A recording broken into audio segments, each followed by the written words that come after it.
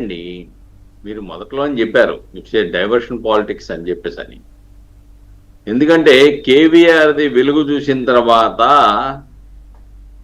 అలానే ఈరోజు ఇసుకు సంబంధించినటువంటి 2407 కోట్ల రూపాయలు లెక్క చెప్పమని చెప్పేసి అని ఈడీ చెప్పిన తర్వాత ప్రాథమికంగా వాళ్ళలో కంగారు మొదలైంది.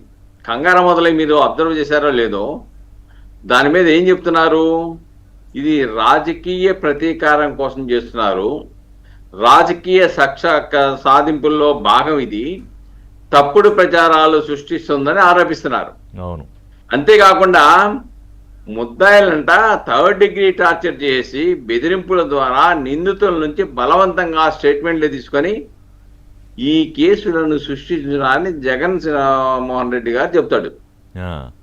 అంటే నిజంగా తప్పుడు సాక్ష్యం తీసుకొని టార్చర్ చేసి బెదిరింపులు ద్వారా తీసుకుంటే ఇన్ని కోట్ల రూపాయలు, ఇన్ని కోట్ల రూపాయల ఆస్తులు, ఈ యొక్క బినామీలు ఎలా అండి, ఎలా వస్తాయి? కరెక్ట్. కాబట్టి వాళ్ళు చెప్పేదానికి అర్థం లేదు. ఏదో విధంగా దీన్ని డైవర్ట్ చేయాలి. బెదిరింపులు అంటే నోట్లో చేయొచ్చు, వాళ్ళ ఇంట్లో తీసుకెళ్లి పేపర్లు కూడా వీళ్ళే పెట్టారంటారు. ఇప్పుడు వెంటనే శివశంకర్ రెడ్డి అధికార ప్రతినిధి ఇంట్లో వెళ్తే అక్కడ కూడా దొరికాయి. డిఎస్ఏ గురించి చెప్తారు. ఇప్పుడు ఒకటండి, పోనీ ముద్దాయిని టార్చర్ చేసి చెప్పారనుకోండి, హైదరాబాద్, బేగంపేట, తిరుపతి, బెంగళూరు, విజయవాడలో విలాసవంతమైన ప్లాట్లు ఎలా వస్తాయి? కడపలో ఇల్లు, ప్రకాశం జిల్లా దర్శిలో 10 ఎకరాల భూమి ఉన్నట్లుగా సిట్టు గుర్తించింది కదా.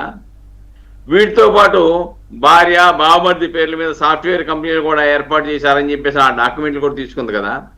ఈ అబద్ధాలు ఎలాగవుతాయి? ముద్దాయిల్ని బెదిరించిస్తే ఇవన్నీ ఎక్కడి నుంచి వస్తాయి? సిట్టు విచారణలో వెల్లడైనవి కదా. కాబట్టి దాని నుంచి ఒక భయం పట్టుకుంది. ఎస్, ఇవన్నీ కూడా ఒక్కొక్కటి తలుపు తడుతుంది, తాడేపల్లి తలుపు తడుతూ ఉన్నాయి. కాబట్టి ఏదో విధంగా దీని నుంచి బయటపడాలంటే ఏదో విధంగా నారా లోకేష్ మీదో, చంద్రబాబు నాయుడు గారి మీదో ఏదో ఒక నిందలు వేయాలి, వాళ్ళు అవినీతి పనులు అని చెప్పేసి చెప్పడానికి ప్రయత్నం చేయాలి, తన మీడియా ద్వారా ప్రచారం చేసుకోవాలని ఒక తపన పడుతూ ఉన్నారు. ఆ తపన గతంలోనూ పెట్టారు. ఆ తపన ఫలించలేదు. వైనాట్ 175 నుంచి 11కి ఎలా వచ్చారో, ప్రజలు ఏ విధంగా గుర్తించారో మనం చూసాం. అవును. కానీ రాజకీయ పార్టీలు చేయాల్సింది ఏంటంటే వాస్తవికత మీద తప్పును తప్పని చెప్పగలగాలి, అవినీతిని అవినీతి అని చెప్పగలగాలి. కానీ దాన్ని వక్ర భాషలు చెప్పించేసి తప్పుడు మార్గాల్లో ప్రజల యొక్క బుర్రలను చెడగొట్టాలని ప్రయత్నం చేస్తే ప్రజలేం అమాయకులు కాదు, ప్రజలు చైతన్యవంతులైన ప్రజలు. కాబట్టి గత ఎన్నికల్లో చైతన్యంగానే ఓట్లు వేశారనే విషయాన్ని ఇక్కడ మనం గమనించాలండి.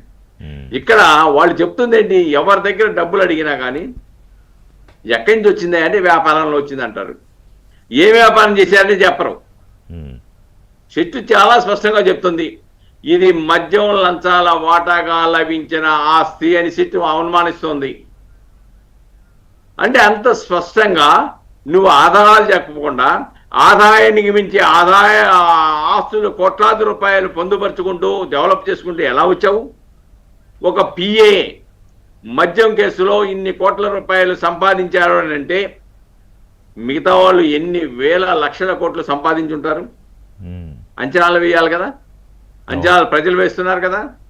కాబట్టి ఇక్కడ చాలా స్పష్టం అండి. దీంట్లో అనేక కుంభకోణాలు త్వరలో వెలుగు చూస్తాయి.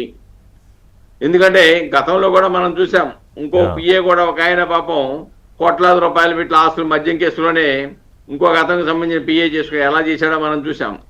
ఆస్తులు ఎలా కొన్నాడో చూసాం.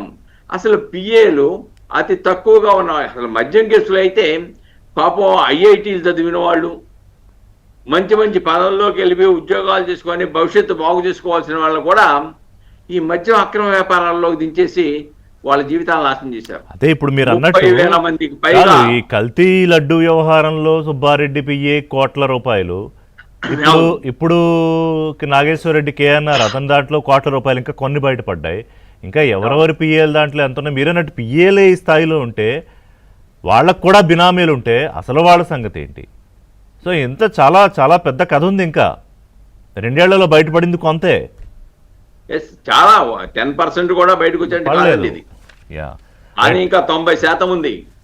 ఎందుకంటే ఇందాక మిత్రులు చెప్పినట్టు అదే ఇందాక మిత్రులు చెప్పినట్టు ఆల్రెడీ సిబిఐ కేసులు 2012, 2013 సంవత్సరాల్లో ఛార్జ్ షీట్లు వేశారండి. ఉమ్, ఇప్పటి వరకు జగన్మోహన్ రెడ్డి గారి మీద ఉన్న కేసులు విచారణకు రాలే. అదే బాణీలో ఈ ఆంధ్రప్రదేశ్లోని సిట్టు లేకుంటే ఈడీ కూడా ఇంకొక 15 సంవత్సరాలు లాగేస్తాంలే, ఇంకేం చేస్తారు, ఈ లోపు ఏమవుతులే, మళ్ళా 2 ఎలక్షన్లు జరుగుతాయి అనే ఆలోచనలో ఉన్నట్టుగా కనబడతా ఉంది.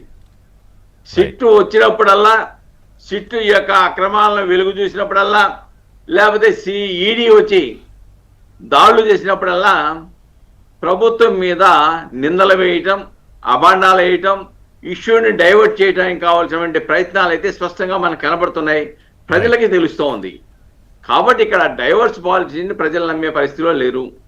అయితే ప్రభుత్వం కూడా విచారణ సంస్థలు త్వరితగతిన విచారణ జరిపి అంతిమ దోపిడీదారుల పట్ల కఠినంగా వ్యవహరించి చర్యలు తీసుకునే వరకు ఎప్పుడు తీసుకుంటారని ఈ రాష్ట్ర ప్రజలు ఎదురు చూస్తామన్నారు. ఉమ్. దానికి కావలసిన ప్రయత్నాలు అటు ఈడీ కానీ ఒకవైపున రాష్ట్ర ప్రజలు అదే ఎదురు చూస్తూ ఉన్నారు, ఇంకో వైపునేమో జగన్మోహన్ రెడ్డి మళ్ళీ ఎప్పుడు అక్కడ ఆ కుర్చీలో కూర్చుందామా అని ఆయన ఎదురు చూస్తున్నాడు. అందుకే